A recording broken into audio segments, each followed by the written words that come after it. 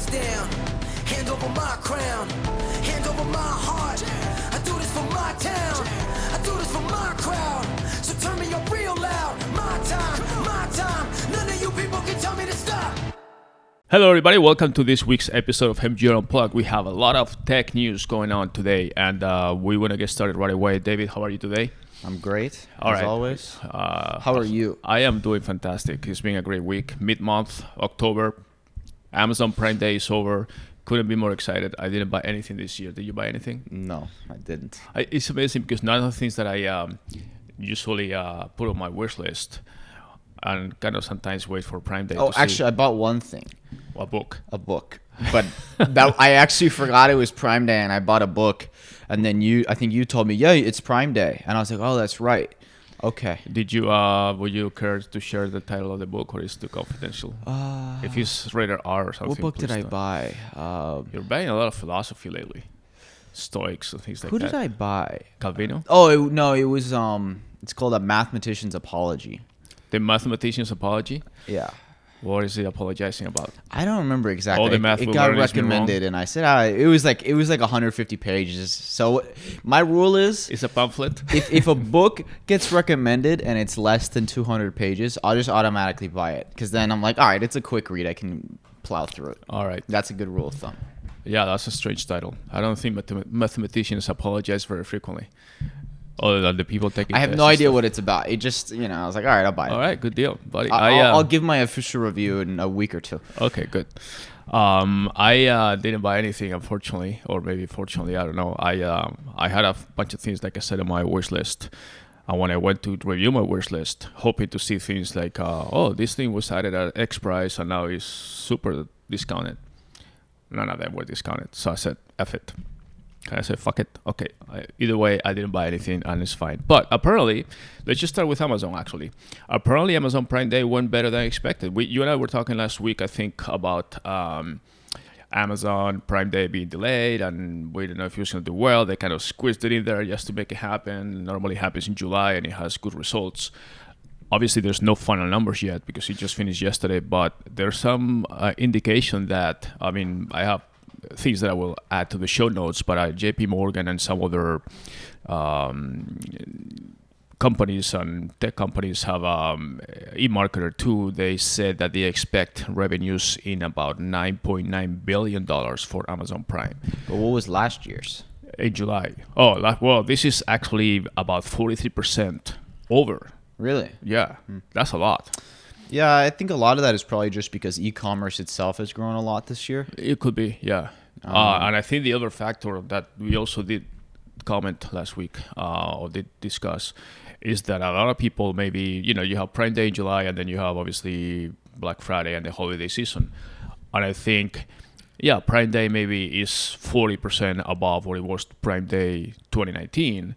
But it's also going to take away some of the sales probably from maybe the holiday season. We'll see. Yeah. So that's to be determined. But it looks like it did very well. Like I said, the final numbers. First of all, Amazon doesn't release official numbers. It's mostly based on statistics and serving retailers and resellers and stuff like that. But it seems that the consensus is that they will be close to $10 billion in sales, and that is actually about 40%.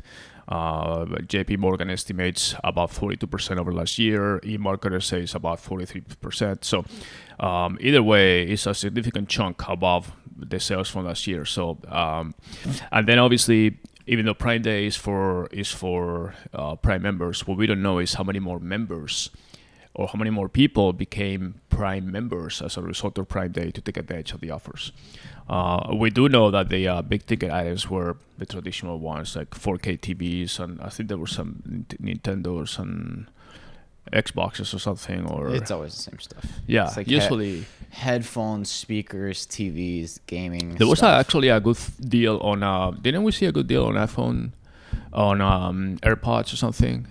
Yeah, that's the only thing I said I might buy because Yeah. it was like 110 or 115. Yeah. And my AirPods go bad once every. They will go bad right after Prime Day, so now you have to pay $175 or $200 for them. No, they're not that much. I don't know. They're 160, 170. Well, they're 160 or 170. Anyways, doesn't matter. I never know until I have to buy them. Do people's AirPods break like like I'm on my second pair now, My second pair too. but Well, my first pair, just I realized when I was talking on the phone that people could not hear me. I think no, what was the deal? I think they couldn't hear one of my mics. One of the two of them were not for in sync. me, the battery just Yeah, went that too. bad. Like literally, they would last like 30 minutes and die. Yeah. And so I just got new ones. But anyways, I'm sure I'll have to get new. I might get the pros next time. I might give it a try. What's the difference though? The pros, The noise canceling. noise canceling for you to talk, that people only hear the There's noise. noise canceling headphones For you as far as listening. Yeah. Wow. Okay. That's People say cool. they're great. I haven't tried them, but I don't use noise canceling that much, especially these days. We work from home. It's like I don't use the AirPods for music. I usually only use them for yeah, you're a weirdo. He maybe. doesn't like listening to music in headphones. Yeah, I don't know why. I mean, I listen to earphones or my AirPods. I mostly listening to podcasts and stuff like that.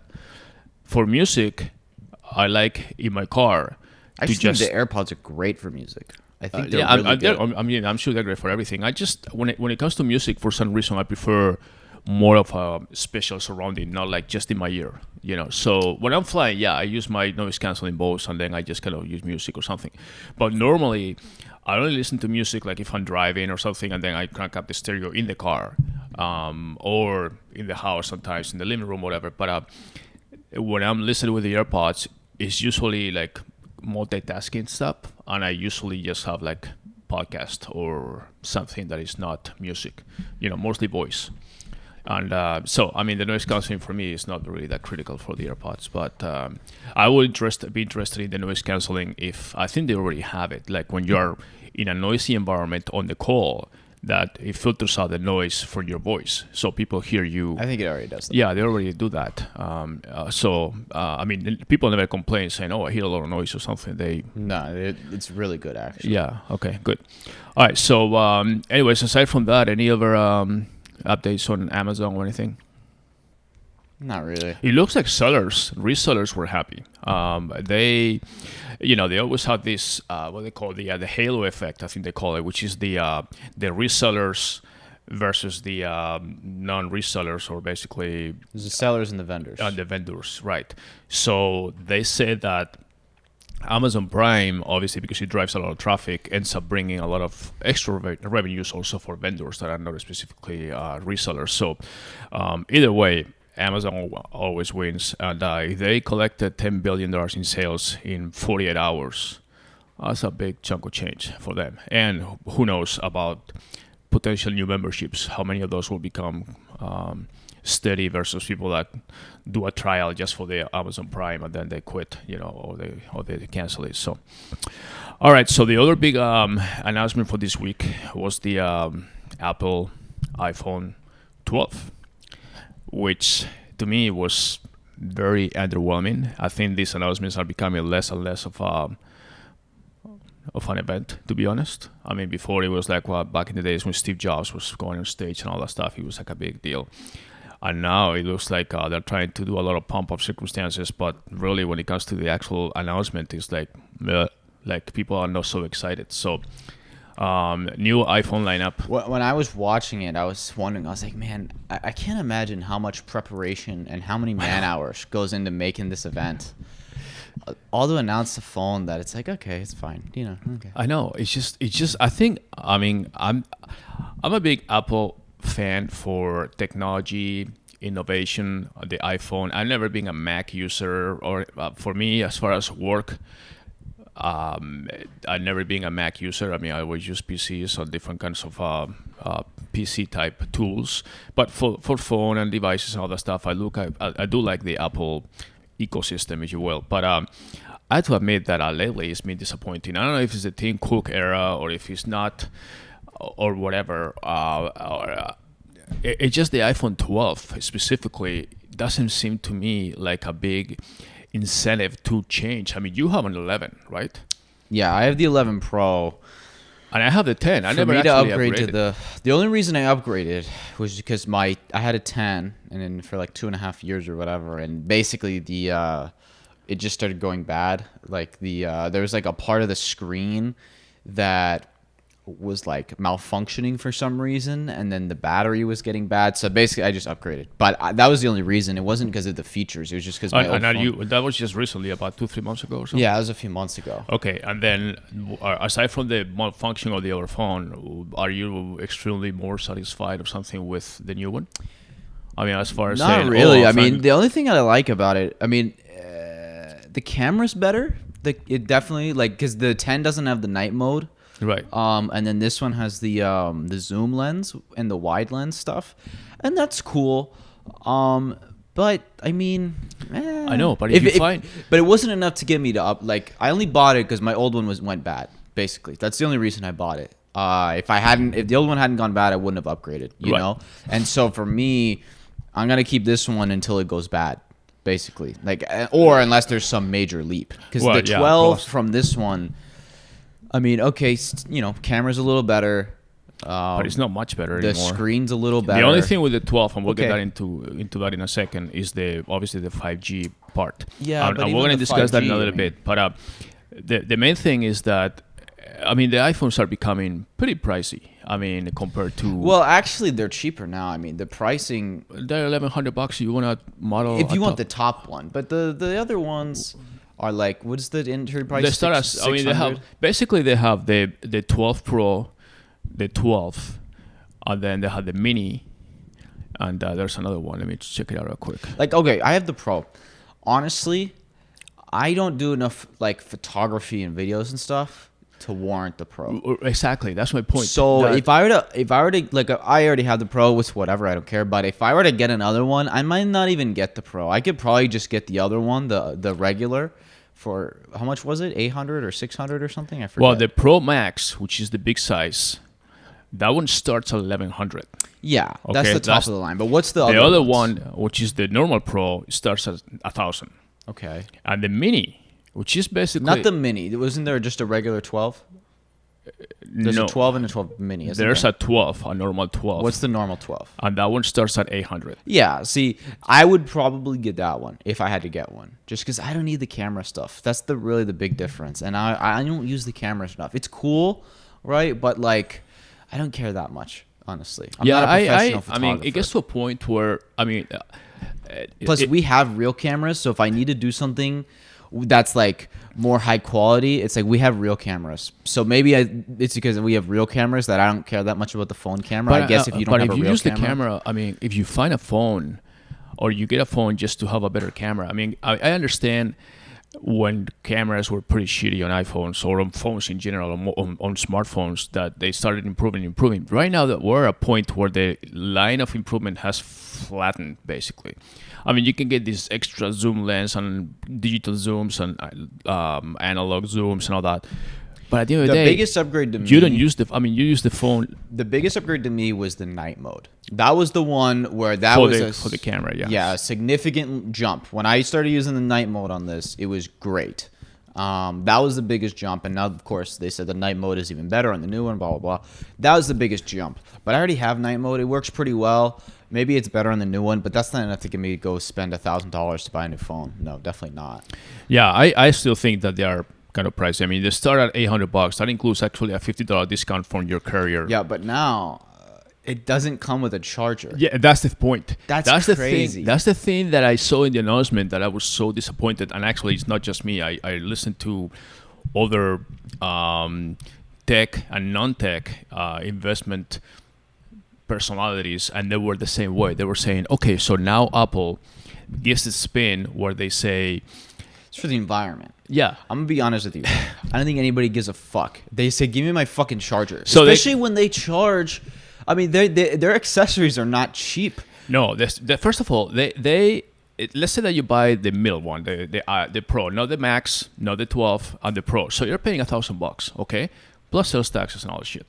And then but I think they come with no charger. But if you buy a charger. And no earphones. Not even, forget the AirPods that never came. Before they gave you this thing. The regular headphones and I think are $35 if you buy them. And then the charger, I think they charge $20 or something. Right.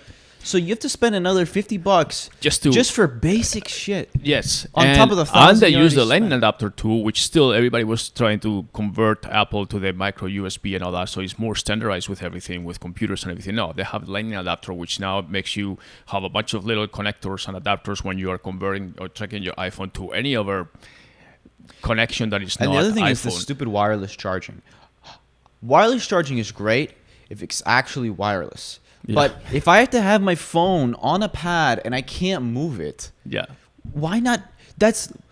Tell me something. Okay. Hold on. What's more convenient? Let me ask people, okay? This is my wireless charging pad. What's more convenient? Having a cable plugged in and I can move it around so long as it's connected to the cable, or having to have it here and if I go like this, it's not charging anymore. I know. It's the I never- fucking stupidest I thing. never understood the So now I wireless gotta thing. like pick up the pad and hold my. This is so fucking stupid. It is. Why it doesn't is. anybody care It's about actually this? not an improvement. It's worse. And they were saying It's that they have worse. this pad so you can share the charging with other person. It's like, I don't give a shit about sharing my pad Yeah. with another person. It's totally silly. So, but the thing is that what Apple said is like, we're so concerned about the environment that we're going to decrease our environmental footprint because now the box where the phone comes is smaller because they don't include the earphones or the adapter. And they say, this is huge. This is the hugest change that we've done as a company. We're doing more things local. We're caring for the environment. But we don't care about our customers because we're giving them the phone and then we hope that you have a charger from previous phone you're upgrading, and if not, go get one for an extra, like you said, $20 or whatever, or God forbid you buy one of those knockoffs that are from China, which is the country you're trying to stay away from, and get it for $10 and they work for 10 days and then they disappear. Or it's just fucking silly. And when you buy such a high ticket item compared to Androids and all these other phones that are much more But the thing is, affordable, like and then, people saying they're doing it to save money. I don't think that's why, because to make a charger and headphones costs nothing. No, that's nothing. It costs. It's not even reinvented technology. I mean, it's basically No, they're using the same the thing. headphones Right. cost them $1 to Nothing. make. They cost nothing to make. So I do think they're actually doing it for the environment. I just think. But it's a bullshit excuse. I'll be honest with you. Maybe this is controversial.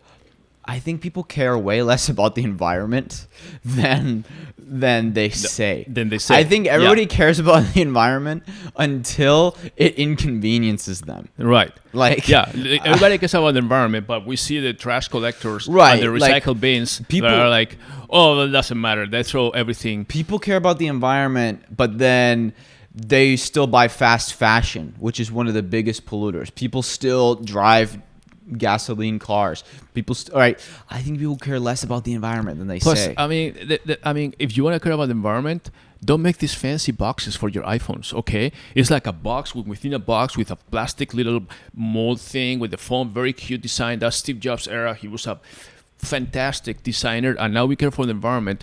Put the iPhone in a Ziploc bag with the charger and the thing and sell it. Yeah, but okay? that's not Apple. That's fine. Put it in a brown bag. I don't care. Put it in a very Apple-esque little bag, okay? You care for the environment. This is how we give you the phone. Trust me, it's new. It comes with a screen protector and all that shit.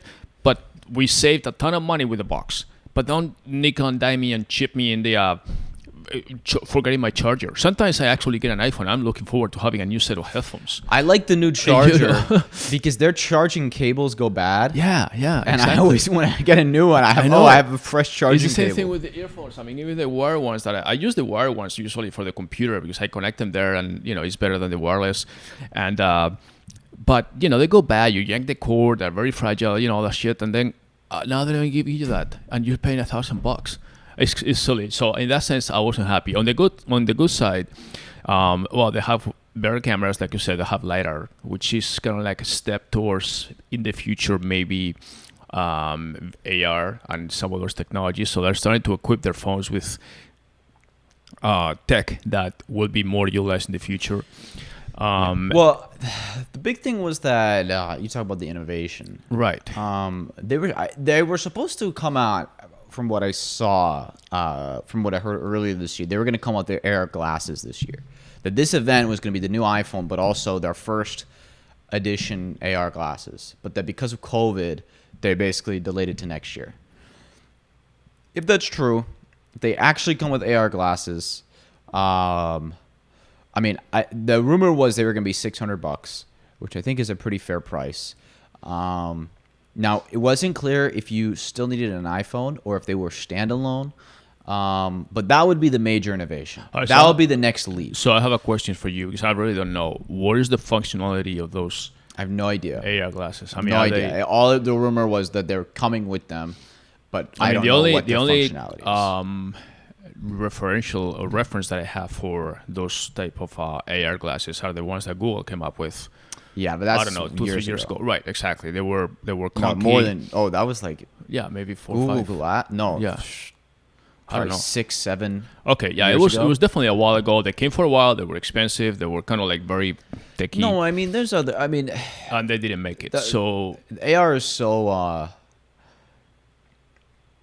There's so much.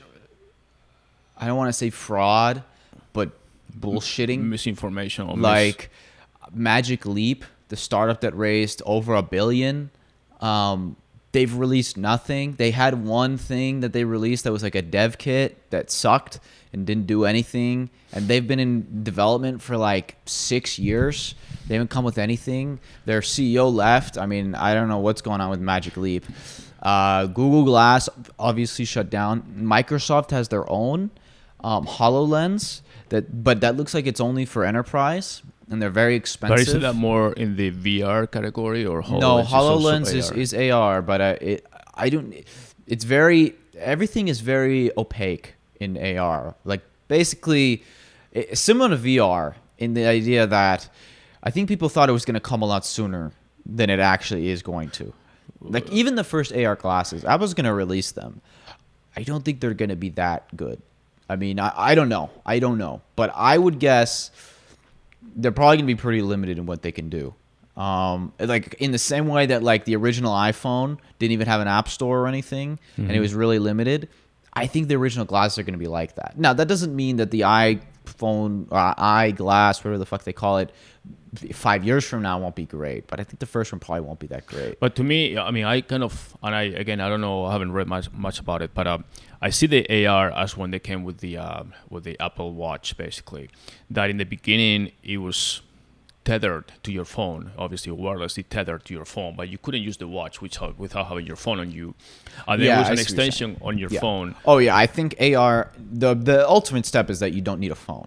Right, which I is don't what happened think that's with the going to watch. be. I highly doubt the first glasses will not need to be paired with the Right. phone. I almost guarantee they will be. Right. Just because is of it the, just that you wear these kind of hopefully fashionable glasses that don't look like you're a dork, but that they give you like instead of looking at your phone for directions or this or that, you have the phone. I mean the glasses, and then you see directions as like almost like a heads-up display, but on your glasses. yeah. As far as that, or any other I don't information. know. Yeah, and the other thing is obviously, what do the AR glasses let you do that you can't do with your phone, right? And what do they do a lot better? Right. Because when you talk about things like directions and stuff, who cares? Right. My phone gives directions. It works great. Do I need them on my face? Not really. So there needs to be apps. Obviously, I'm sure there will be gaming that will be good. But as far as other apps, like in the same way that there were tons of things when you came with the iPhone, there were tons of apps that then could be made that were not possible before the iPhone, right? Uber is a classic one, right? Uber only exists because the iPhone exists. You couldn't have Uber without the iPhone, right? So what's the Uber of the AR glasses? What's the Instagram of the AR glasses? Right, but you know, right? there's some apps now that allow you to do AR tools, basically. Like for example, I think I play with one. Let me just 1 second. I play with one app that I could take a picture of whatever picture. Let's say I take a picture of a car or something, and then within my computer I can build it and say, okay, this picture is, and have a description of the picture, what the car is, when it was taken, whatever, any information. You know, almost like when you go to a tour, and then when you put with the phone, when I aim the phone at the picture, it'll recognize the picture and tell me, oh, that picture is this car, and it was this race, blah, blah, the whole information was there. I was thinking, for example, you walk into a place, if the place has the same app. Let me ask you. Your phone already has AR. There's lots of AR apps now. Right. There's lots of But different they're not tools. integrated, right? Do you use any of them? Well, I don't use them because I don't know what I can use them for. Because they're gimmicky. No, not necessarily. Like if I'm driving, and and I'm wearing some kind of AR glasses that are again like let's say that look decent, like you can wear it somewhere else, not just in your car, like Oakley's or whatever, And then I'm driving and I see, I look to the thing and it says, okay, next stop is here. This place has this information, this kind of gas station, this kind of thing ahead of time or something I can plan. Is that enough to get you to go buy $1,000 pair of glasses? $1,000 pair of glasses? $1,000? Well, not necessarily $1,000 Or but $600. But you're already paying. You're gonna pay $600 on top of your phone for something that's you don't. Why do you need information like that? Well, I mean, it's not just that. I mean, there's sometimes when I like if I'm doing some sports or running or whatever, I don't have the phone where I can see it. Example, I'm doing mountain biking. Why don't you have an Mountain Apple biking. Watch then?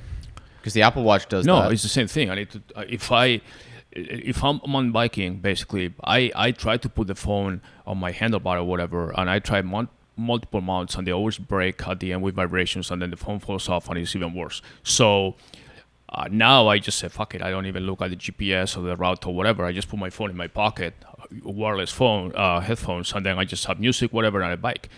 But ideally, I like to have these glasses where I can have my phone connected, or even without my phone, and I can see the route, I can see the thing, I can see the speed, I can see information, whatever, without having to take my hand off the handlebar or whatever, So that for me will be useful. I would rather actually buy a $600 pair of AR glasses that are useful than an Apple Watch. Because the Apple Watch to me is like, okay, I don't like the Apple Watch, I prefer a normal watch, and for that I have the phone.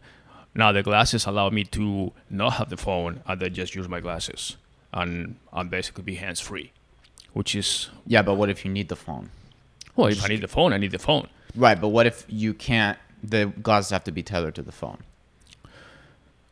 Well, even in that first iteration of the glasses need to be tethered, that's fine because I put my phone away anyways in places where... Right, but my thing is, what is the AR glasses going to do that's new? Like the I'm directions and like that's all so basic and like who really cares, right? Like that's not like a major leap forward. What is the big leap, right? In the same way that we have all these things on our phones that we use now that before the iPhone did not exist at all.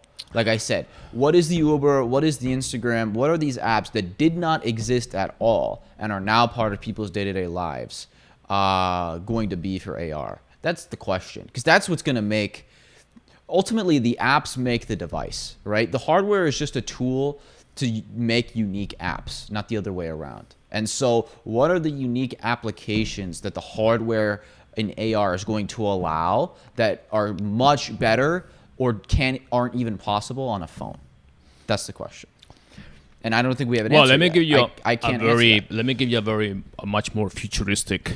Well, what I was going to say before, though, I think who actually could win AR, and I have no idea what they're working on. They're very secretive. But if they were to build a pair of AR glasses, because the other thing is the OS. What does the operating system of AR look like? Because I think it's very different from an iPhone, especially if it's something you're wearing all day long. I think Snapchat or Snap could and very well should win AR. Because I think Snap has been working on AR for a long time before most people were. And I think that they could build a solid OS for AR that would be better than something that Apple could build. I have no idea what they're working on. Obviously, they have their glasses, but it's just to record stuff. Yeah. It's not AR. Right. I would hope that they are working on AR glasses. All right, so let me give you a very futuristic, maybe not so futuristic, but very advanced view of a possible use of AR in the advertising, retargeting industry or something. Oh, well, that's the other thing. I think... Well, but let me.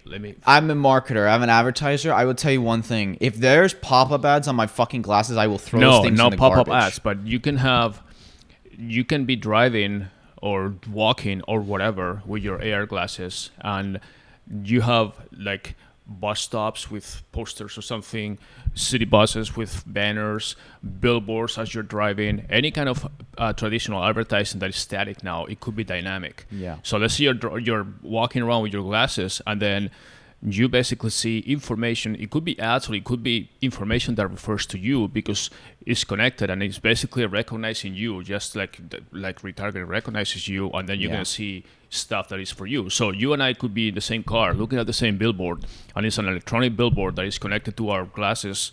And this says for you, it's gonna show you some ad on whatever you like. For me, it's gonna show me some ad on car parts or something. I don't know. But we are both looking at the same billboard, but we see different things. Or we're walking by the same bus stop, and then you see this panel for something, I see something different. So I see a lot of uses for that too. Yeah. Can I tell you something? I don't think that's gonna happen.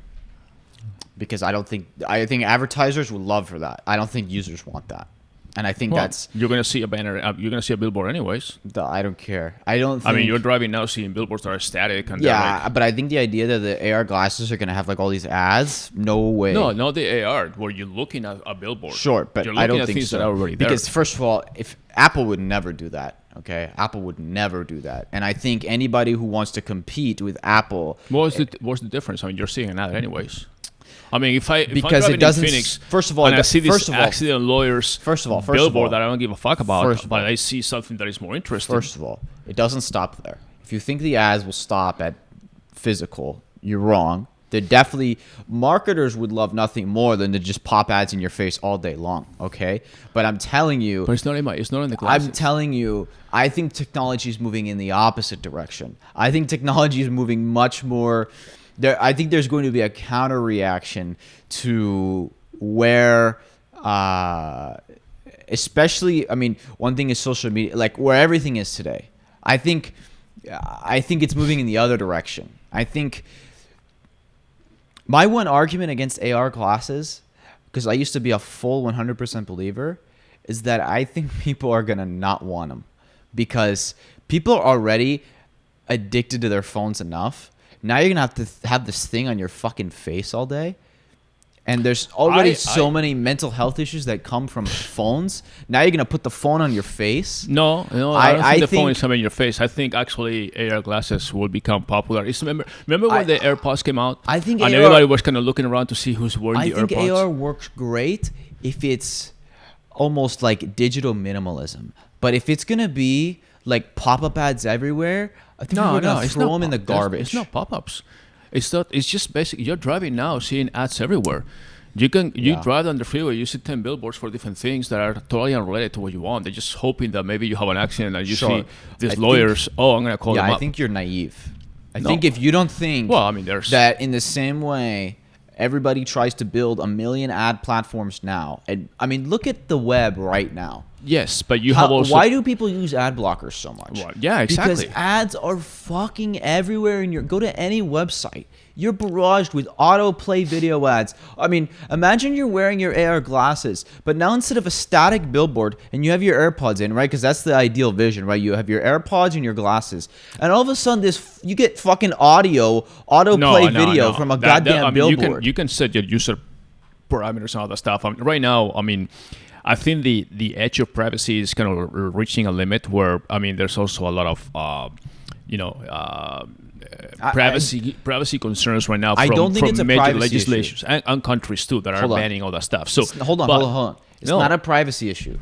People don't give a damn about privacy. That's clear. Nobody gives a fuck about privacy. It's about preferences. It's about the experience. People don't care about privacy. What people don't like is when things are addictive and don't bring them fulfillment, and they keep using them while it's draining them. No, I understand. If AR glasses are more of the same, then I think they'll fail. No, I mean, I don't think this is just one possibility. It's not different. Like I say, I'm not trying to say that you're wearing your AR glasses and all of a sudden you have pop-ups everywhere. No, you're driving the same way. It's almost like a blue screen, except that I see something projected versus something different.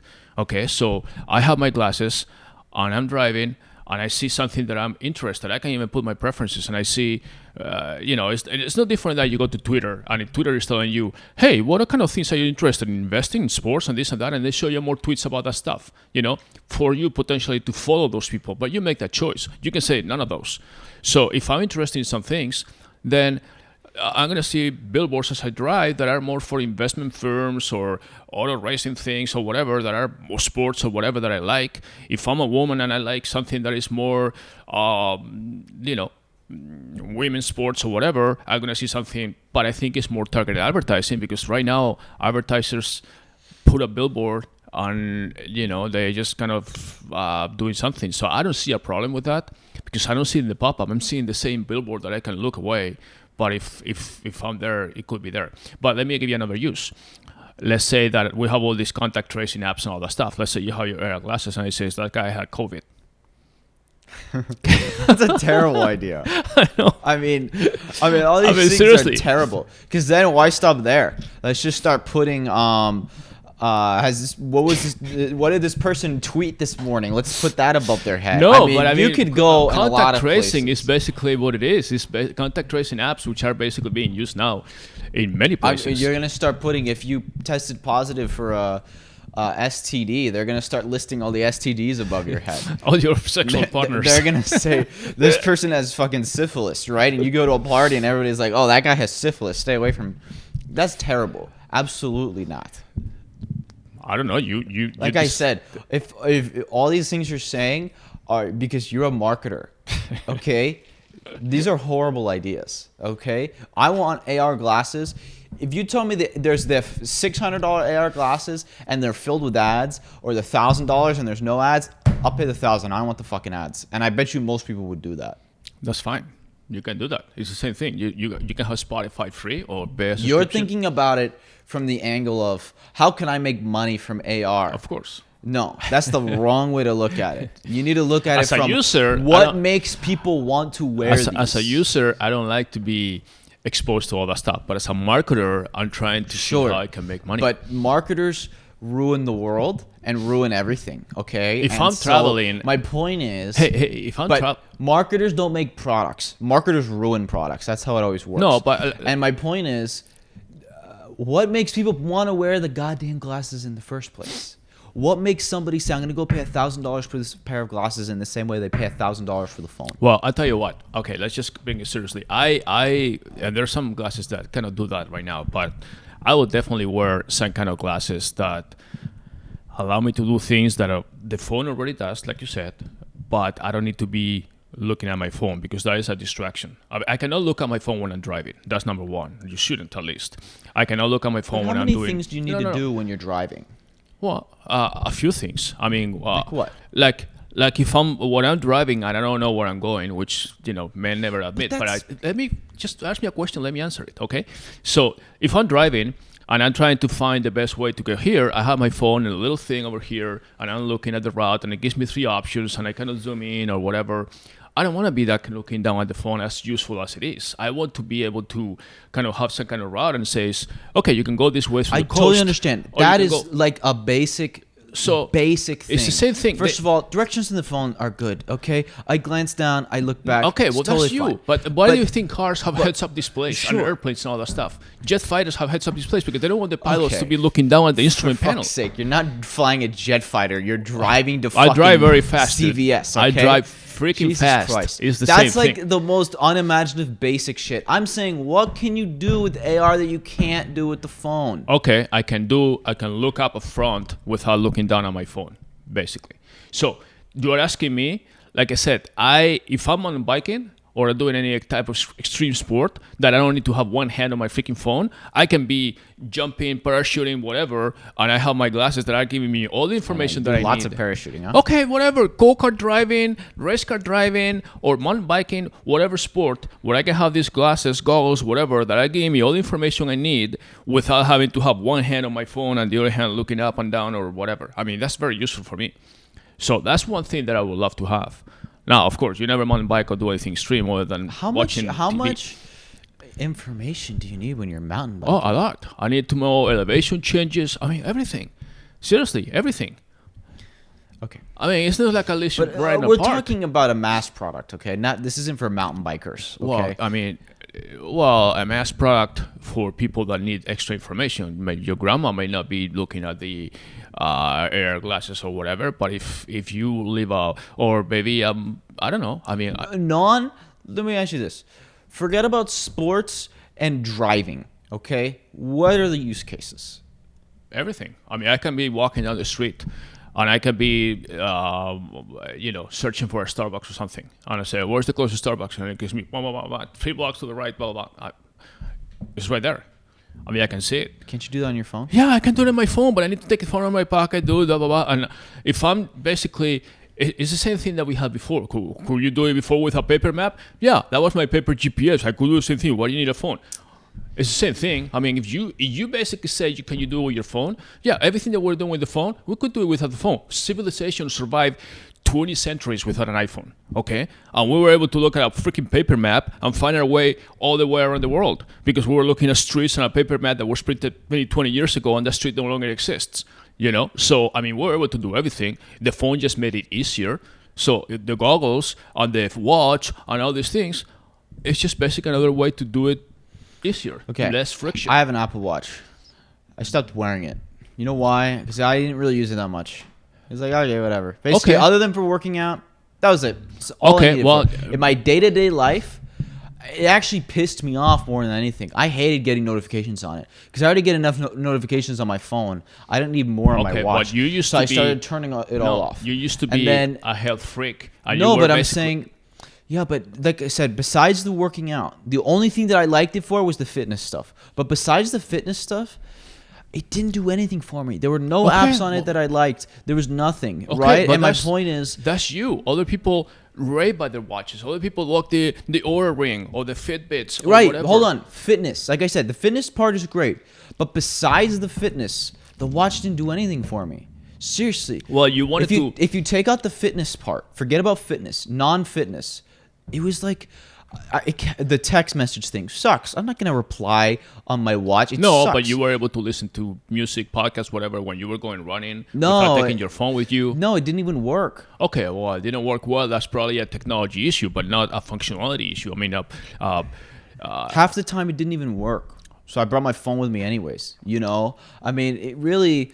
I was so underwhelmed. And again, that's a fitness example. I'm saying non-fitness. Give me a non-fitness example.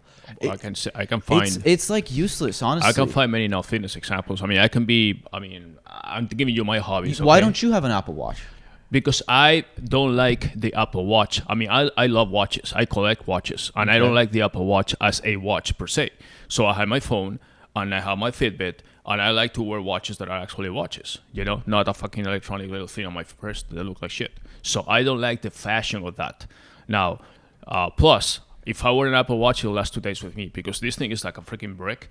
And I hit it with everything, I scratch it with everything, and it goes well. That wasn't a problem. The durability is pretty good. Okay, well, you need to look at this Fitbit. I can't even see the screen anymore because it's Well, so... because it has a sapphire glass. Yeah, screen. okay, well... So I banged it a lot. I Nothing basically, happened. when I wear a watch, I wear it all the time. I don't care if I'm swimming, Yeah, I diving, wore it all the time, too. biking, whatever, Yeah, okay? it's waterproof. So, yeah, okay, that's fine. So, I don't want to be concerned about my screen getting scratched or whatever or anything, Plus...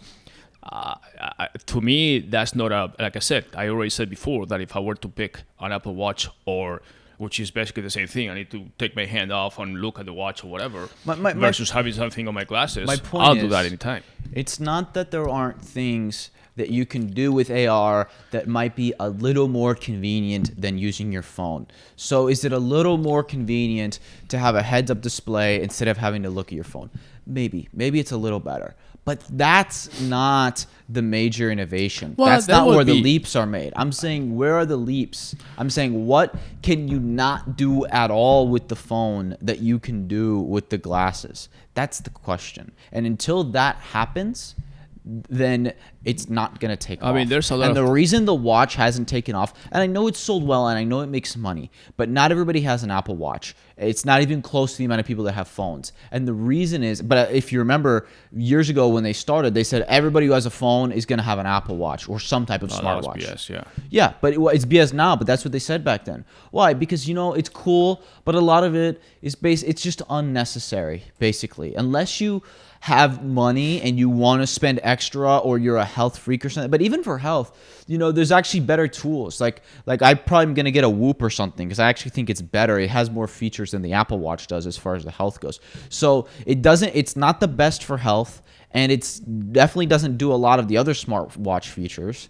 So why do I need it? Well, right? will And they- I will think the they, same thing's going to happen with the glasses until you have things you can do with the glasses Will they, that you cannot do Will with the the AR phone. glasses come with a camera by any chance? Do you know? Probably, I would assume so. Well, that would be very useful too. Like, Okay, but- if I have a camera the somewhere there. Snapchat glasses have that, and they're really cheap, but nobody bought them. I didn't even know they existed, so that's how much I know.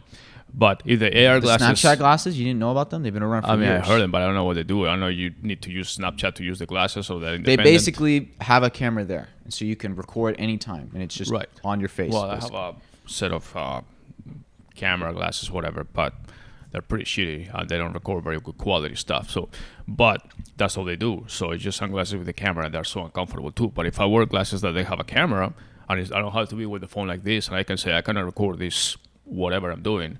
Just turn the phone on. I mean, turn the click on or whatever it is, and then start recording as I walk around. Point of view, that'll be very useful for me.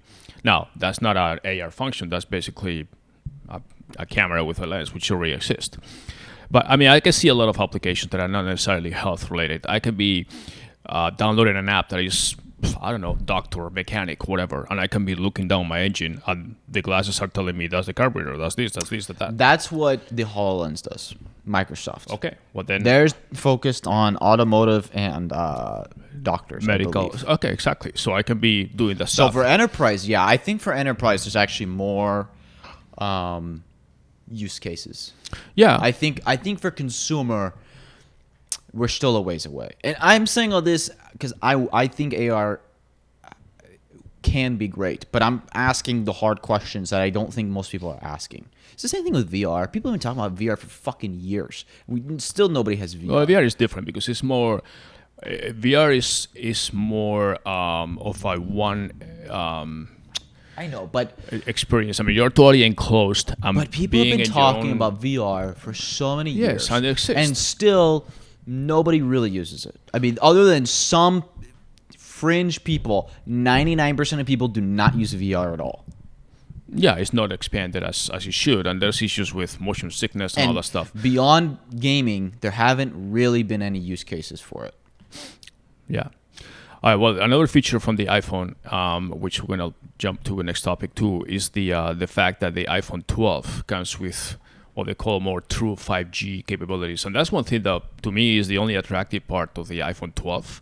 If I were to get one, which right now I'm not, I'm on the fence. Right now I'm happy with my 10, and unless this one, takes a hit or something, I will not probably get an iPhone anytime soon. But the iPhone 12 does have 5G, native 5G, and so what I wanted to clarify is a little bit, and you and I have been talking about 5G for a while, and there's a lot of misunderstanding about what 5G doesn't do, what it means, and so I don't forth. think it's misunderstanding. I think it's misleading. Purposeful misleading. Yes. Okay. The cause is misleading information, and the effect is that people don't understand what 5G really is and is not, and that the fact that when networks like in the past AT&T and all these on T-Mobile were advertising 5G, that was just one minute version of 5G. 5G is actually 5G stands for fifth generation, basically, but fifth generation has different options, and we have different types of bandwidth for the fifth generation,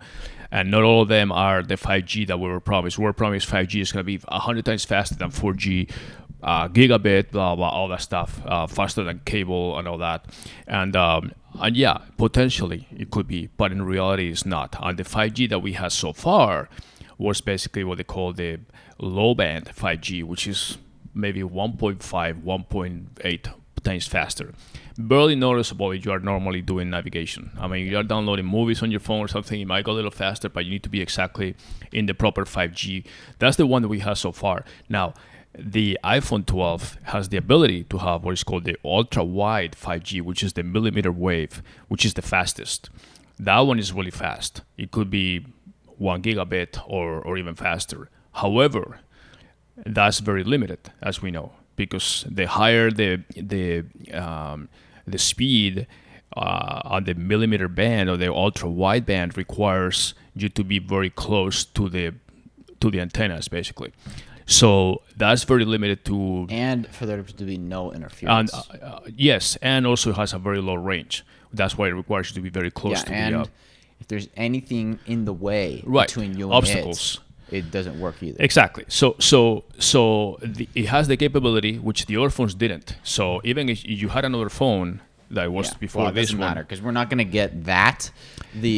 Basically, the higher the frequency, the less distance it can travel, and the more it's interrupted by obstacles, by walls obstacles. and things like that. And Yeah. so we're not going to have that for many years, and it's all bullshit, basically. And Well- so the iPhone, that's great that it has it, and all new phones will have it. Verizon is basically announcing their. They couldn't say the largest 5G network, which is because they had the low band. Yeah. But now Verizon is increasing their ultra wide band, and in fact, one of the things that the phone is going to have is they're going to be able to tell you the difference, just like when you see on your phone the 3G or the 4G LTE and all that stuff. Now you will be able to see the difference. That's how they're going to do it. They're going to see, it's going to say 5G when it's the low band, which is the barely faster than 4G. And then you will see 5UW, I think it is, which is the ultra wide. That's the real fast. Now, unless you live in a major city and you happen to be in a specific spot, you're not going to see that. But you will be able to see when you are in ultra wideband and then say, wow, I'm going to download a 4K movie and it's going to come in a few seconds, because it will happen if you are within that range.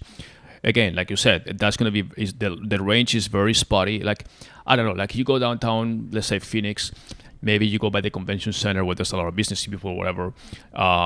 You will have. You're gonna need a tower on every street corner because it doesn't. That's why. travel. That's exactly the point. That for the ultra wide to work, it needs to be that there's like not towers, but like antennas, poles, whatever, in every corner, every roof. You're gonna need transmitters Exactly. on every street everywhere. corner. Yes, because it's very, very low, short range, and it requires, like you said, to go by obstacles. So if I'm here, there's a building in the middle. I need to have like a triangulation where it goes from here to here to here around the building, to transmit it. So that's going to take a while. That's why 5G, the ultra wide, I can tell you, is never going to be outside of major metro areas. It's never going to be, traveling down the road from city to city and you have 5G all the way across the, on the road. Impossible. You're not going to have it. It's not going to happen. I don't think it's going to happen. But in the cities, in the major areas, you will probably eventually have more of a 5G network. And Verizon has, because the LTE can be adapted to 5G ultra wide. It's just a matter of adjusting. It's very technical, and I don't fully understand it, but it's a matter of adapting the technology. But it could be, the infrastructure could be It there. should be the slogan for our podcast. What? It's very technical. I don't quite understand it, but we're gonna give our opinion anyways. That's the slogan of our podcast. Yeah, we're still going to talk about it, of course. I'm just reading. So, but anyways, the main thing with the iPhone, if you are really looking forward to 5G technology and you think you're going to be able to enjoy, I mean, on the spots where you can get the ultra wide 5G, the real fast 5G are basically are advertised. I mean, you can go to Verizon's website and they tell you, okay, this is where you can get 5G, and you can go to, like I said, Phoenix, downtown, this place, and you have ultra wide 5G or whatever. So if you happen to be in one of those areas, you can use it. So the iPhone is going to be ready for that. So, but aside from that, I mean, wrapping up the iPhone issue, I don't see any reason to kind of just stand in line, if there's such a thing these days to get your next iPhone. I don't even know. When did they say it's going to come out? Christmas or something? Or No. I think in a few weeks. in a few weeks? I think so. The typical Apple event where people will stand in line trying to be the first one to get it, I don't know if it's going to happen these days. For one, I mean, with the social distancing stuff, it's going to be a little different. Aren't their stores still closed? No, I think they're open. Are they open again? Yeah, they're open I haven't because been to an Apple store in a while. well, they vary by city. When is the new iPad Air coming out, by the way? I wanted to get it, and it still doesn't let me buy it. The Pro came out, but the Air hasn't, and I don't know. Anybody know? They the announced Apple it like stores, a month ago. Did you try any Apple store here in town? Or? No, I went on the website, and on okay. Apple.com you can't buy it. You can buy the Pro, you can't buy the Air, and it doesn't give any date. And I looked, and nobody. They just say October, but it's mid-October already, and it I hasn't don't come know. out yet. I know the Apple stores decided to reopen, and then they closed in some places like New York was opening and closed stuff. So it depends on the city, but they should be open. I know the Verizon stores and all those also are open, and they make appointments and all that. So I mean, all the stores are starting to reopen, and they just have limited amount of customers inside and things like that. So I think that's not an issue. All right, final topic. Speaking of speed, supersonic flights. Excited? Sure. Well, anyways, there's this company Boom, who actually you have followed before. That just what's the name of the plane? Actually, I need to look it up. XB1. XB1, yeah. So they are they've been developing this supersonic flight plane for a while, and they've just announced that they think they may have one model ready to fly by next year. By supersonic, we mean flights that are about twice the speed of the current commercial flights. Commercial flights now fly at 600-700 miles per hour, nautical miles, basically. Subsonic, supersonic, we're talking Mach 1.2, 1.3, sometimes in extreme cases probably 2, but anyways, 1 point something, which is, it basically means that a typical trip that New York, London, or something that would normally take 6-7 hours. No, 8, I think. 8, isn't it? No, well, depending on from where, but for New York to London is usually it's about a 7-hour flight. It'll take 3.5. So basically, you can do a flight in half the time.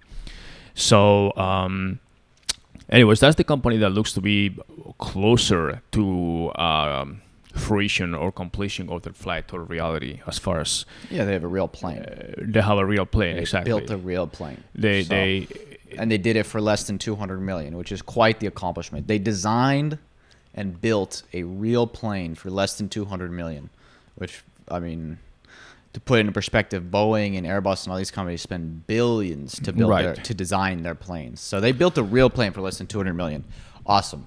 Props. Yeah, But actually, in their promotion, they said typical New York to London, normally 7-hour flight, it'll just take 3.5, or Los Angeles to Sydney, which is a 15-hour trip, it'll take about 6 hours and 45 minutes. So obviously, it's about half the time, twice the speed. But Obviously. how much were the tickets again? Well, you had to ask stupid questions. Yeah. Tickets are scheduled to be about $5,000 a piece, which, hey, time is money, right? Sure. It's great. I'm all for fast flights. I've said on this podcast before, I said the aerospace industry is one that is due for actual innovation instead of incremental upgrades. But, it's going to be for the 1% of the 1% to fly. Well, and I mean, that's the goal of this, well, that's going to be because right now it obviously goes, when you set the price of the flight is based on the cost of flying divided by the number of passengers you can carry. Right. So these planes are going to be smaller. They're not going to be like a 747 or Airbus, or whatever, that carry like 300, 400 passengers. These ones will have, they'll start with 60 and then they'll probably go to 100, 120. The Concorde, I think, had like 120 passengers. So obviously you have fewer people that can spread the bill, so to speak. So, and you had to pay a premium for speed. That always happens in everything. So the goal of these flights was that you will pay for a normal ticket what you would pay for first class in a commercial flight. So, in a commercial flight, transatlantic flight, you will have basically, you pay $1,200, $1,300 for a, let's say, a round trip or whatever. Depends who you fly with, though. Yeah, okay, let's say American Airlines, whatever, flying from here to whatever in Europe, and you're going to pay $1,500 or whatever for a trip. And that's coach or, main cabin, whatever they call it. And then if you go first class, you can easily pay twice or even more than that. So now with this one, you can pay that $5,000 ticket for basically going twice as fast. In some cases, obviously, like you said, it's the 1%. I don't know. In some cases, for executive travel and things like that, it may make sense. Obviously, you have a family of 4. You're not going to pay $20,000 for your wife and 2 kids. You know, it's like, okay, you know what? Time is money, but I'd rather money is time too. So I'd rather just give you a pill and you fall asleep, and then we all read on the plane. So there's different views of this, but the fact is that I think it's very it's positive that we're going back to supersonic flight. When you look at the Concorde, I don't know if you remember. No, obviously you don't. But do you know when was the last time the Concorde flight? 80s, I think. No, 80 something, 70s, late. No, 70s. the last 80s. No, the last flight was 2003. Oh, really? Yeah, Oh, okay. yeah. No, 80s wasn't even flying. Yeah, it was. No, Oh, yeah. the first Concorde flight in the 80s. Yeah. You kidding me? I'll be damned. Let me see. I'm gonna look it up right now. This is live TV.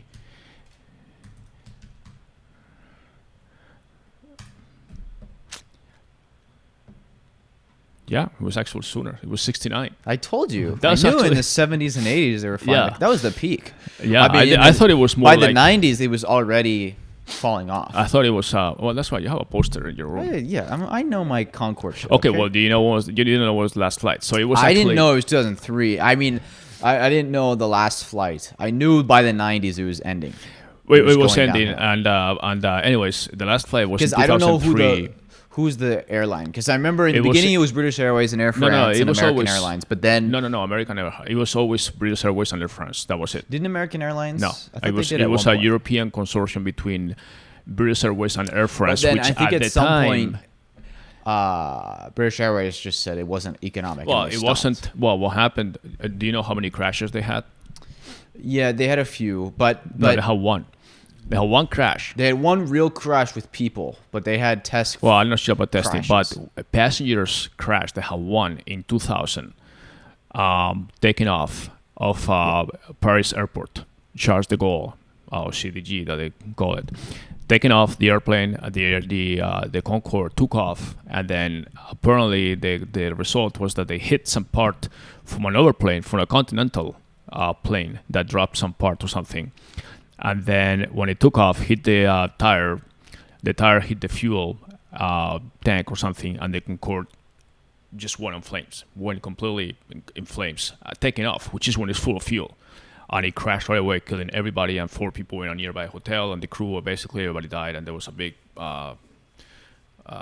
court issue and all that stuff, and settlement and all that stuff. But basically that freaked out people, because, I mean, you're taking off and you hit something and the whole plane crashes, it was...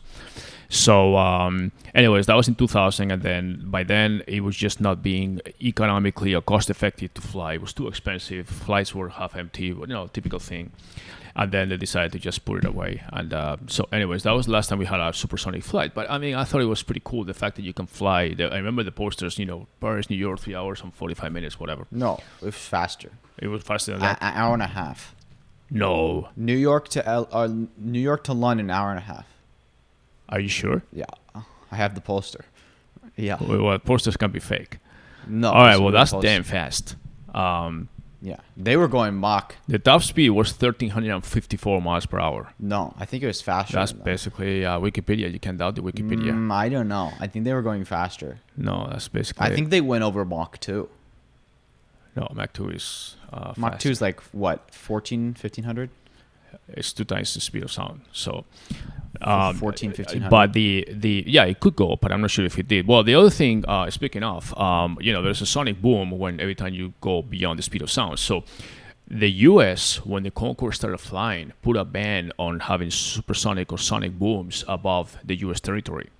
No, I know. And You Trump can get actually, around that. You have to go really high, though. That's the problem. Well, not only that, but now this company Boom is coming with sound almost like DEN technology or soundproofing technology, where they can create the opposite wave, so it kind of cancels out. It's actually noise canceller, believe it or not, just like we have in our earphones. But they can create they're trying to create some noise canceling technology, so the sonic boom doesn't have that effect, because it's not just the loud noise. It's like a bomb. I mean, shutters, windows, and all that stuff. Obviously, it's way up there. Right, you have to do it. There was one that just happened in France, actually, during the French Open, doing the tennis tournament. It'll shatter windows if you're low. If you're really high, it's not going to shatter windows. Right. But it definitely feels like a bomb. I mean, at the French Open this year, just 3 weeks ago. Yeah, I know. There was a fighter, an interceptor that flew over the city and had this sonic boom that people at the French Open were freaking out. And then they said, "Hey, it was just an airplane." But they thought it was Here's the problem with the planes, with the Supersonic. It's just too expensive, and there's nothing. You can only reduce the cost so much. Well, exactly. And with the current technology. So I admire Boom. I admire Blake Scholl, the founder. I admire anybody who really gives it a try. And what they did with the money they had is remarkable. And I applaud them. But it's not their fault. They're just limited by the cost of fuel and the cost that it takes to build the engines and the planes. And then on top of that, you have other regulations and stuff. So I don't think with fuel-powered planes, jet fuel-powered planes, that you're going to have supersonic be affordable for the masses, as in cost one day the same price as like a normal ticket would, right? Because that would be the goal. The goal would be one day having supersonic be the same as what it costs today for a normal flight. Right. I don't think that's ever going to happen. These guys, these planes will use jet fuel, but it's a very different First version of all, of jet the fuel. planes are small, right? Yes. You don't have 350 passenger planes. Well, it's like a combination of, because you need to create for you cannot make a size plane of a 747 or Airbus 300 or anything like that, and be supersonic. I mean, the amount of thrust and power you will need, they're With talking about being effective. Jet fuel, you can't. Right. If you use alternative fuels, you could. Like but what kind not of with alternative jet fuel? Well, this is what I'm saying. I think that it's never going to happen with fuel because it's too expensive. The physics don't let it happen, Right. basically. And so I just think it's never going to happen with fuel. And so it's never going to – you can't have a 350-person plane going Mach 2. It's just not going to happen. There's safety problems. The fuel you're going to burn, you're just not going to be able to store enough fuel. It's going to be so expensive. Well, one of the things with the Concorde 2 is that they are flying much higher than the typical commercial planes, so they can save something, obviously a higher altitude. Yeah, but it also takes a lot of fuel just to get up there. Right, obviously. That's why they only do long distance flights. You cannot get a Concorde to go or any type of supersonic flight to go from New York to Florida. By the time you elevate, you need to go down. So those are obviously for long flights. But so let me ask you a question. Speaking of prices, if you had the choice of paying $2,000 for a ticket from, let's say, New York to Paris, or in a 7-hour flight, or $5,000 for the same thing in 3 hours, what would you do? How rich am I? Just like now, very rich. No. Maybe once for the novelty of it, but no, I'm not going to spend triple, quadruple, five times the amount. The thing is that No. it's almost like I kind of wonder if it almost cancels your jet lag and all that stuff. Because back in the days, people with the Concorde, they could go to do business Well, in part London. of jet lag is just the time zones, and there's nothing. Well, you can it's do the about time that. zones, but it's also the time you spend on the plane. That's the thing. Sure. So, No, I mean, of course I but would if you go go for to it, but- if you but- are in New York and you Yeah, go to but- London in the morning in 3 hours, do business, 3 hours later Listen, you fly back. If you're a rich person, it's great. I mean, rich people fly No, private. it's not rich not- people. It's companies. Companies paying for an executive. If you are Sure, working but at Goldman, companies aren't. if you're don't working at have Goldman unlimited Sachs, money. okay. Yeah, okay. Oh, if you're fucking dude, kind of question. Yeah, if you work at Goldman Sachs and you make millions, sure, I would fucking go for it. No, but Listen, you live rich at people have private planes too, okay? But Yeah, but they don't fly transatlantic. They have to be very, very big. okay, private but planes. even domestically, I mean, a private jet, not even these shared ones, like a private jet, like if you go on any of these private jet services, Falcon. Just to NetJet, go one from of those. like San Francisco to New York, it's like $20,000. It's like, yeah, you can do that, and if you're rich, sure, go for it. But most people cannot afford that, are never going to be able to afford that. Well, it's the same with the supersonic. Sure, it'd be cool. Maybe once I do it as novelty, but no, I mean, unless I start making a lot more money, I'm not doing it for a while. No, I'm not spending $5,000 on a plane ticket. I mean, obviously, these companies must have done their research because they're spending a lot of money to Sure, develop I'm these sure they're planes, gonna so have they a wouldn't great do it. niche with the 1%ers, but most people, the far majority of people, are not gonna do it, right? And to me, the goal is not to get the 1%ers to fly. It's to get everybody. And I don't think that's possible with the fuel, with the engines they use. The thing with Boom is they're not building their own engines. They buy them. They just build the plane, basically. I think you just can't do it with fuel-powered engines. I think you need other types of engines or motors. It's not going to happen, basically. Okay. All right, one correction. The first actual flight, not the first flight as a test, that was in 69, as you said, as we clarified. But the first actual commercial flight for the Concorde was not until January 1976. Okay. So that's when they actually started flying after all the tests and everything. And then it retired on the 24th of October 2003, and that was it. There were no more flights. It only had one crash, which is the one that we mentioned. So, yeah, it was a good story. And it was just basically British Airways and Air France. Air France back then was government owned. I think now it's private for now. Not sure for how long. But anyways, that's the story of the Concorde. I really would like some kind of supersonic commercial flight or commercial airplane to be around, and hopefully Boom will make it. I mean, they're right now behind schedule, which is not uncommon, but they're scheduled to have their first flight sometime next year. Now at least they have a plane that they built, and hopefully by next year they will have some kind of no passenger, but just flying around and doing tests and stuff. And we were supposed to have nuclear powered planes by now, and if you had nuclear powered planes, you could go Mach fucking 10, okay, and be good. Nuclear powered planes and or what about rockets. the magnetic propulsion or something that you were talking about? Is that applied to planes or? Applies to anything. I mean, like at some point, rockets are gonna have to be nuclear powered, right? The idea that we burn fuel to power a fucking rocket that is interplanetary. That's like, we're gonna look back one day on the rockets we have today in the same way that you look back at the Wright brothers' shitty little plane that flew like 20 feet and then still landed. Horsepower, right? We still call it horsepower, even though there's no horses. But my point is, we're gonna look back in the same way as when we look at like those like old early planes that are like, I can't believe. Yeah, of course. And we're gonna have nuclear powered rockets. Yeah, that's but the I future. mean, with rockets, you only power them until they go out of the atmosphere. Then they just. I'm a single solely issue inertia. voter.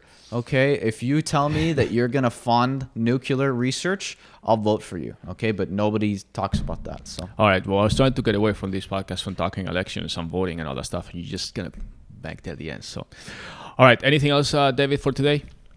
No. All right, so you're not gonna buy a ticket for a long supersonic flight. You're not gonna buy an iPhone. I'm gonna start MANA. Hold on. Make America nuclear again. Okay. Well, for the first time, you mean? So you're not gonna buy an iPhone. You're not gonna fly supersonic. Einstein is weeping in his grave the fact that he died, or they developed nuclear weaponries. How long ago was that? 80 years ago? 75 years ago now? We dropped bombs in Hiroshima, and we haven't done shit with it since. We've done a lot of things. There's nuclear power. We have one right outside of Phoenix. So. Yeah, that thing that we have here Palo Verde. is like a fucking worthless. It's so old. Okay, all the nuclear power plants we have were built in the 70s. That was 50 years ago. They're ageless. We need new nuclear plants. We need more research. Where's fusion? We were supposed to have fusion by now. Fusion? You kidding me? We're Or we're still trying to figure out fission. At least fission that doesn't have a ridiculous amount of nuclear waste and is actually efficient. All right. Well, that will be a topic for Steve another Jobs podcast. put a he put an iPhone in everybody's pocket. I want a nuclear reactor in everybody's pocket. That's what I want. In everybody's pocket or back here? Yeah, in their pocket. All right. I'm not going to ask you if you have anything else. Forget you're going to start ranting portable. again. Forget portable chargers. I want portable nuclear reactors. We have to go. There's another program after hours that is coming up. Okay. Is that a good excuse? All right, guys. Well, thanks for listening. If you are all the way to the end, thank you very much. Hopefully, we didn't bore you too much with all these topics. If you like any section of this podcast or anything at all, we'd appreciate if you just share it with one friend. Just one is good enough, and then we keep growing little by little. In the meantime, you can always follow up on previous episodes on YouTube or whatever podcast network you use. And we'll be back here next week with some amazing news stories. Thank you. Bye-bye. Amazing. Yes, always amazing. Bye.